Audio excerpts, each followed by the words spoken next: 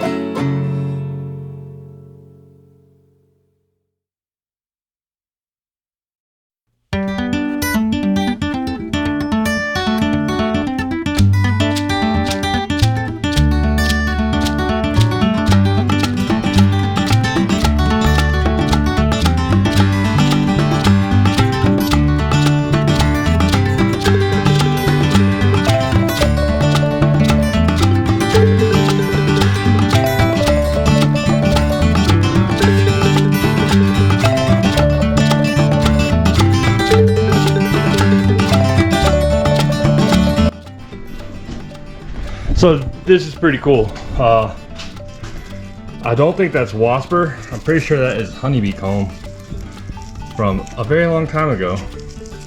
Apparently, the honeybees decided to, as you can see how it's in layers. When I first pulled this down, it was layered in there. So the honeybees decided to try and make some honey. Somebody probably heard it and killed them real fast, or I like to think they moved them, but as long ago as this was, probably not. The things you find in a 120-year-old wall.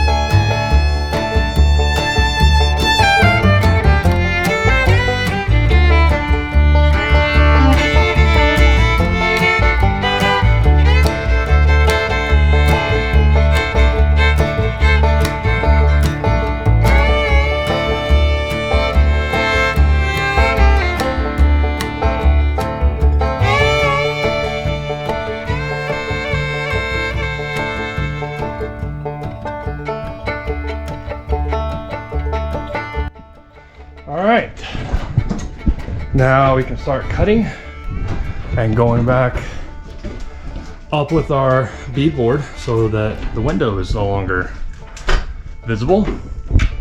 First though, I think I have to grab a vacuum a lot of stuff out, and we'll see if we have some insulation to shove back in there and try and fix as much of the drafts as we can, even though that was all done in the 60s, and actually the sunroom was added even more recent than that, the 90s. That used to be a porch too, so we can it's pretty well insulated, but we'll see what we can do.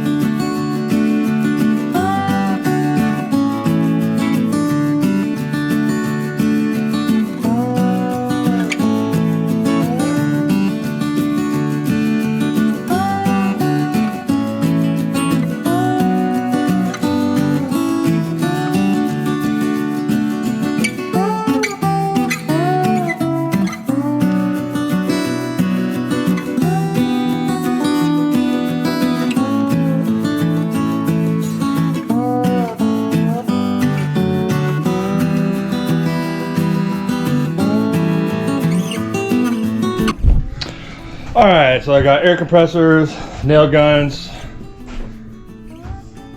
We'll make it look traditional, but I'm not going to use traditional methods on this.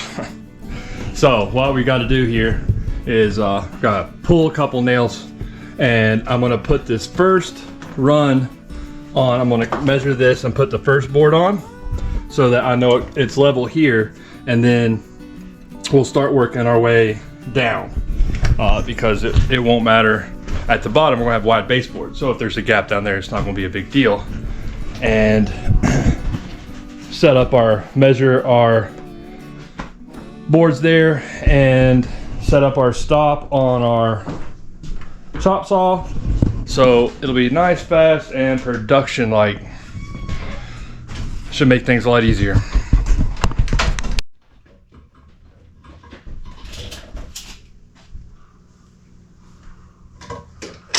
That ain't even attached to nothing, is it? No, but I'm just gonna leave it. You still need to use it, yeah. I can't pull. I got most of them came out pretty easy. They were just that one might not. Yeah, it's okay.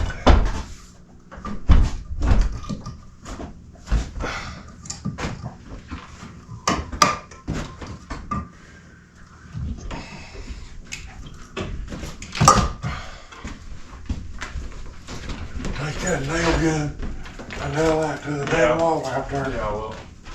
I gotta square it up first. Or just close it, I guess. It's nailed solid against this. Yeah. Just open it and nail that to that. I should take care of it.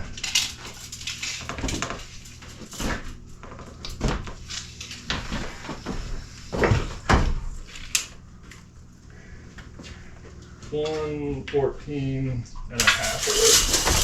14 is my house.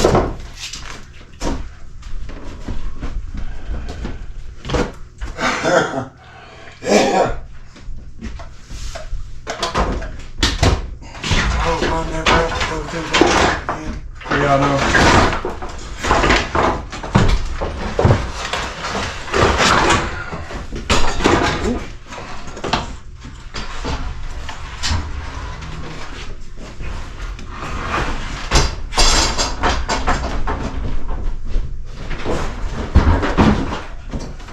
Burn that shit on. I'll burn it outside. Yeah, not yeah.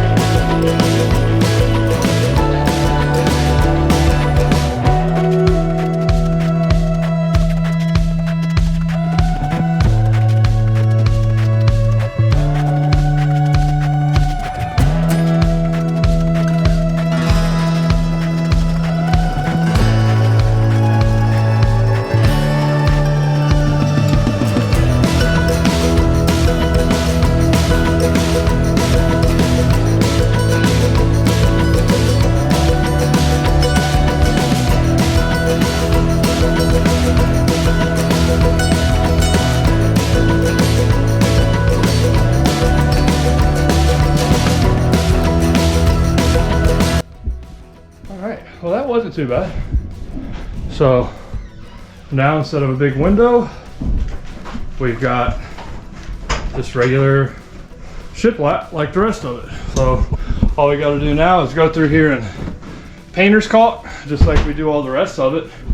Actually, I think the gaps on this I just put back up are narrower than on the original. Yeah, but this wood was probably green. Yeah, when that was put up. that's true. It probably wasn't all the way dried. So then, as the wood dried, it shrank, and that's what caused these big gaps. I do have one little spot right here. I need to cut, which honestly, that I'll cut just a little piece to go in there, and we're going to retrim the doors, so it's going to be wider with some pretty oak trim, and then we've got the picture board to go up around top, and so it'll look pretty good.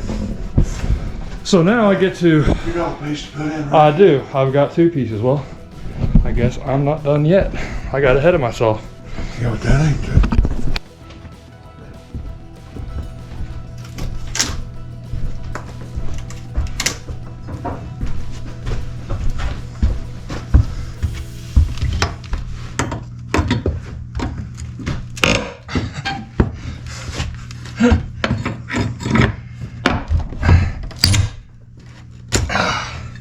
I don't think they overkilled that one a little bit, do you? Finish date on that one. Dear Lord, they could have put a bigger. I think they put one in there for this door casing or something. That was probably put in there during one of the remodels. Yeah.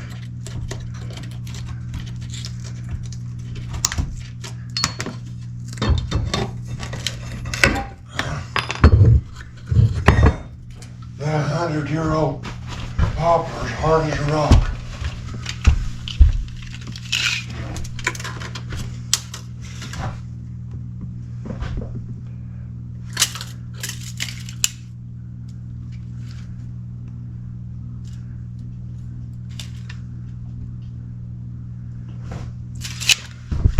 Five and a half by 11 and a quarter.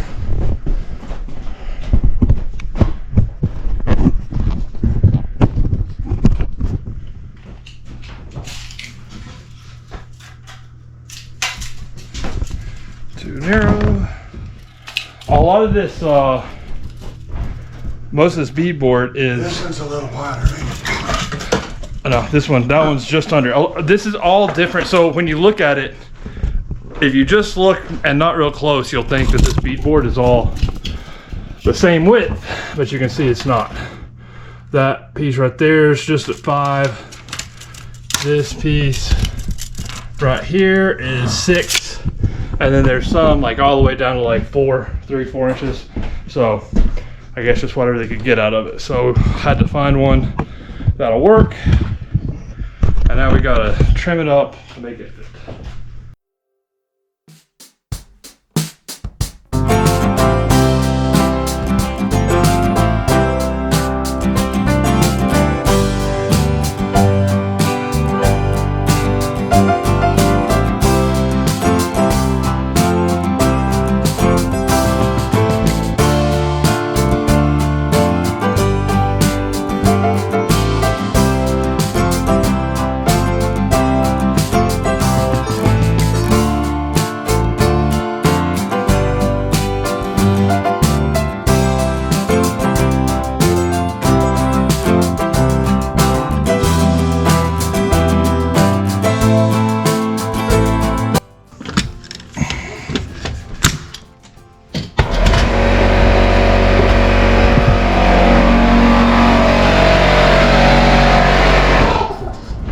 All right, well that's not perfect, but a little bit of painter's caulk, and once the door casing's there, it's not going to be noticeable. So